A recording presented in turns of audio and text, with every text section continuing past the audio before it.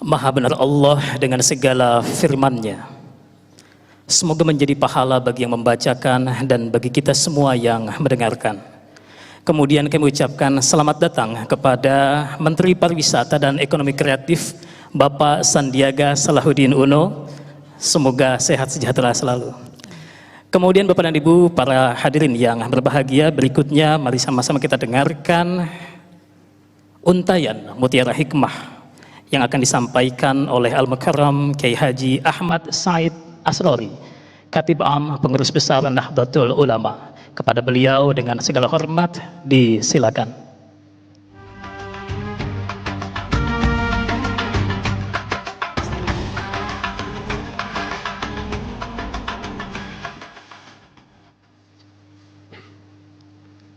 Assalamualaikum warahmatullahi wabarakatuh.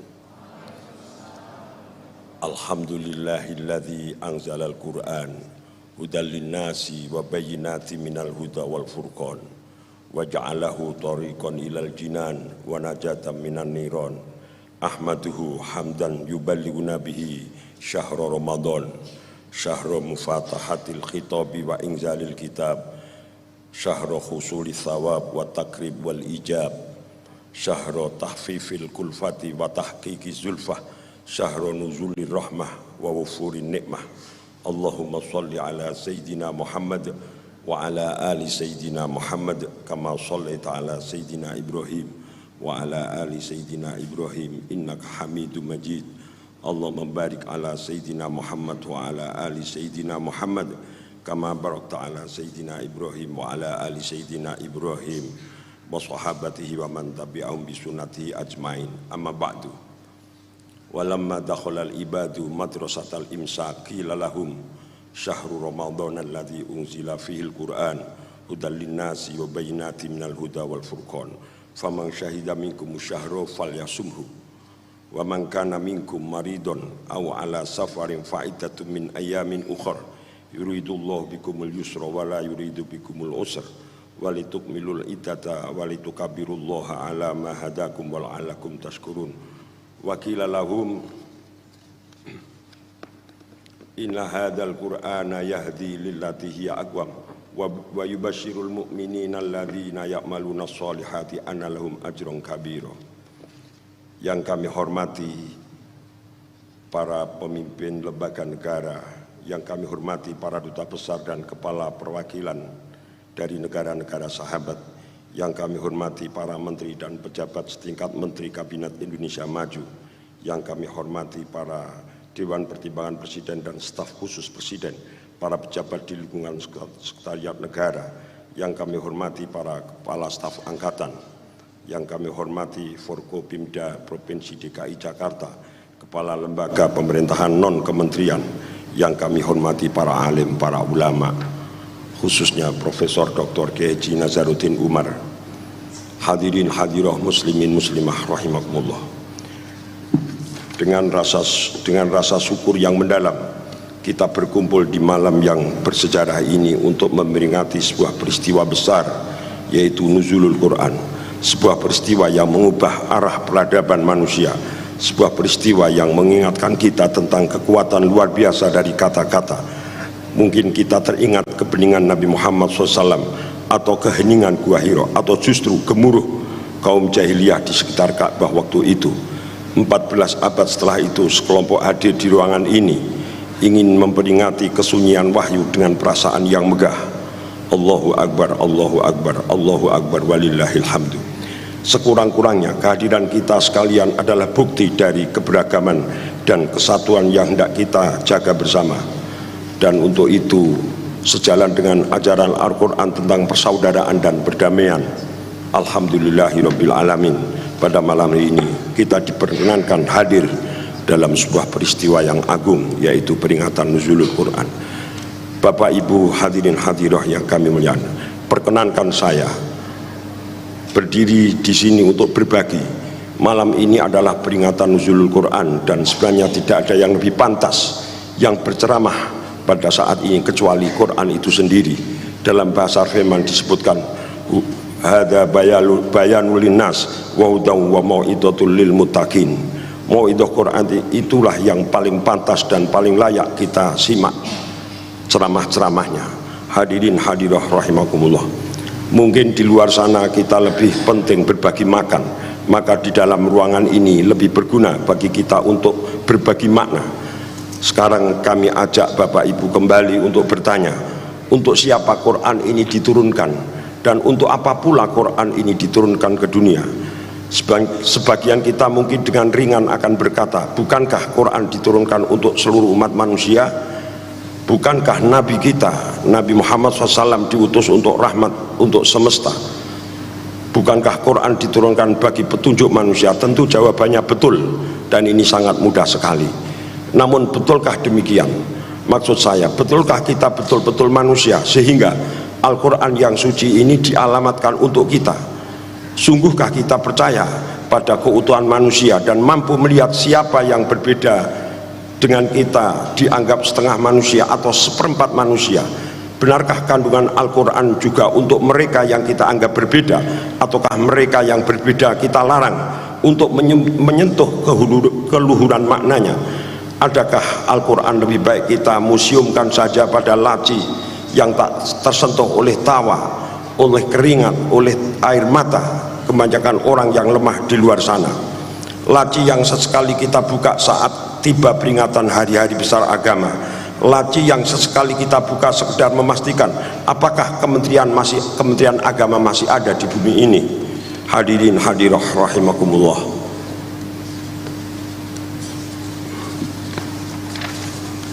Guru sepuh kita Kiai Haji Ahmad Mustafa Bisri dulu pernah menyampaikan di berbagai forum, sebagian mayoritas di Indonesia adalah umat Islam, maka umat Islam adalah umat yang paling bertanggung jawab terhadap maju mundurnya bangsa ini. Bila bangsa ini maju, maka umat Islam boleh berbangga. Tetapi sebaliknya, apabila umat Islam di Indonesia ini mundur, maka umat Islamlah yang paling banyak menanggung dosa. Ketika mengatakannya Gusmus sedang mempertanyakan seberapa dekat hubungan manusia muslim Indonesia dengan Qur'annya, berapa banyak dari populasi muslim Indonesia yang mampu membaca Al-Quran, berapa lagi dari mereka yang bisa membaca, mampu memahami pesan-pesannya.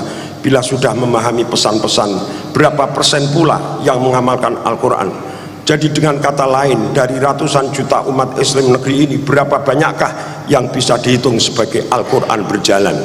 Ini yang harus menjadi renungan kita bersama. Di awal saya sengaja menukil ayat pada surat Al-Baqarah 185, bukan semata-mata karena Allah dan sekarang sedang bulan puasa, melainkan sebab di sana disebutkan bahwa Al-Quran ditujukan untuk manusia, hudal linnas. Sementara di awal Baqarah yang kita akrabi dengan sebutan Alif Lam Mim, kita menemukan ibarat ayat yang mengatakan bahwa Al-Quran yang la raiba fi itu ditujukan kepada orang yang bertakwa, hudal lil muttaqin. Jadi Quran itu hudal linnas sekaligus hudal lil muttaqin. Demikiankah yang sebenarnya? Dengan kecakapan tafsir sekelas pemula, seseorang akan tahu bahwa di antara kedua ayat itu tidak berlaku kontradiksi.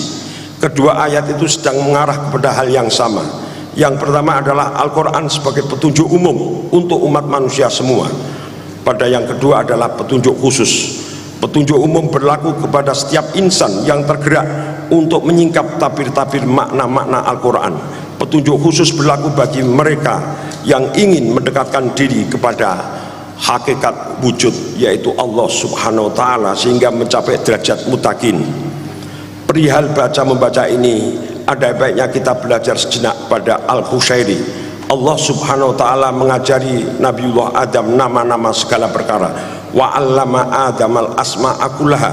Ini peristiwa pembacaan pertama manusia untuk mengenali eksistensi semesta dan penciptanya, yaitu Lauhul Wujud. Sementara kepada Muhammad SAW digelarkan Lauhus Suhud dengan perintah membaca segala dengan asma sang pencipta. Iqra bismi rabbikal ladzi khalaq. Lalu Iqra wa rabbukal akram. Setiap upaya membaca yang sungguh-sungguh akan menemukan Tuhan yang maha mulia pada ujungnya.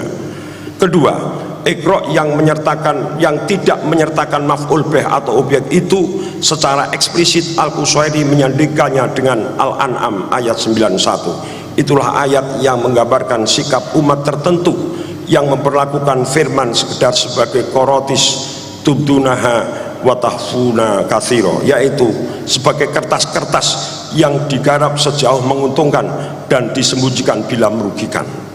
Setiap ayat yang diturunkan Allah kepada manusia hakikatnya memiliki keajaiban tersendiri yang berpotensi merubah pandangan hidup dan membuka pintu hati yang terkunci rapat. Allah tak segan untuk mengambil amsal seekor nyamuk untuk membalikkan kesombongan bermegah-megah dengan memahami mukjizat. Setiap ayat Al-Quran punya relasi dan keutuhannya dengan ayat-ayat kauniyah Tuhan.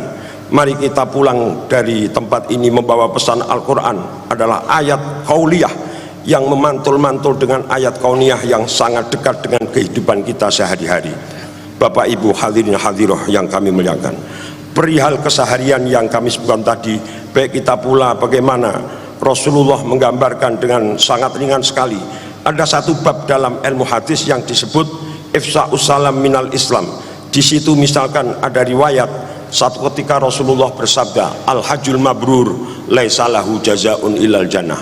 Para sahabat kemudian bertanya, ya Rasulullah, mabirul haji ya Rasulullah, apakah mabrurnya haji itu ya Rasul? Rasulullah menjawab, it'amu ta'am wa ifsa'us salam. Birul haji it'amu ta'am wa ifsa'us salam, memberi makan dan menyebarkan salam kedamaian. Etika berbagi makanan dan menebar perdamaian tidak lagi menjadi sesuatu yang susah dikerjakan. Banyak kita temukan di banyak wilayah kita Nusantara yang tercinta ini. Bab ifsa'us salam itu membuat siapa saja termasuk mereka yang tidak muslim ringan sekali mengucapkan salam. Ayat-ayat tentang cinta, kasih sayang dan perdamaian sering digambarkan dengan ringan dan sederhana. Ayat-ayat itu mengingatkan kita akan pentingnya memelihara hubungan yang baik dengan sesama, menjaga keberagaman dan merangkul perbedaan. Dengan begitu Quran menjadi dekat dengan kehidupan sehari-hari kita. Di era yang terus berubah ini, di mana tantangan baru selalu muncul, yaitu dari masalah sosial politik, bencana alam dan segala hal yang selalu terus terjadi, Al-Quran menjadi panduan yang menunjukkan jalan menuju perdamaian, keadilan dan keharmonisian. Melalui ajaran-ajarannya kita diajak untuk merenungkan dan beraksi, tidak hanya dalam lingkup kehidupan pribadi tetapi juga dalam interaksi sosial dan global. Bapak Ibu yang kami muliakan, saya mengajak kepada semua yang hadir pada forum ini, pada Nuzulul Quran ini, untuk membawa pulang pesan ini, bahwa dalam setiap ayat Al-Quran ada pelajaran tentang bagaimana menghadapi tantangan dengan kebijaksanaan, keadilan dan kasih sayang. Mari kita gunakan ajaran-ajarannya untuk membangun jembatan, bukan membangun tembok, untuk menanam benih perdamaian, bukan menanam konflik dan pertengkaran. Lebih dari 14 abad yang lalu di Gua Hiro, sebuah pesan dimulai untuk diturunkan yang akan membantu umat manusia menuju cahaya kebenaran, keadilan, perdamaian. Nuzulul Quran, turunnya ayat-ayat suci kepada umat manusia, merupakan awal dari perubahan besar dalam sejarah etika, hukum dan cara manusia memahami dirinya dan alam semesta. Peringatan ini oleh karena itu bukan sekedar mengenang sebuah peristiwa, tetapi merenungkan dan mengaktualisasikan pesan-pesannya dalam kehidupan sehari-hari kita. Akhirul kalam, kami mengajak dalam bulan yang sangat suci ini, marilah kita tumbuhkan empati kita tumbuhkan rasa cinta dan kasih sayang kita sesama manusia, tidak pandang bulu apa agamanya, apa ras warna kulitnya, karena sebenarnya Rasulullah sendiri diutus untuk rahmatan lil alamin. Kita sering di dalam sholat selalu memanjatkan doa, Allahumma antas salam wa minkas salam wa ilaika ya'udus salam fahayna rabbana bisalam wa adkhilnal jannata darussalam. Ternyata hidup yang paling nyaman adalah hidup dengan salam, dengan keselamatan, dengan perdamaian, persatuan dan kebersamaan. Itulah yang mari kita upayakan untuk dicapai melalui bulan yang sangat suci ini. Melalui Al-Quran kita akan mendapatkan kedudukan yang mulia di hadapan manusia dan di hadapan Allah Subhanahu wa Ta'ala. Akhirul kalam, semoga puasa iftar selama Ramadan ini mengantarkan kita untuk menjumpainya. Farhatani lis-shaimi, farhatun indal iftar wa farhatun indal liqa'i rabbih. Puncak kenikmatan adalah kita nanti akan menjumpai hakikat yang sejati, yaitu hakikatul wujud Allah Subhanahu wa Ta'ala. Demikian yang bisa kami sampaikan, semoga ada berkah dan manfaatnya. Tentu banyak kekurangan, kami mohon maaf yang sebesar-besarnya. Akhir kalam, sumu li ru'yatihi waftiru li ru'yatihi, wallahul muwaffiq ila aqwamit thoriq. Wassalamualaikum warahmatullahi wabarakatuh.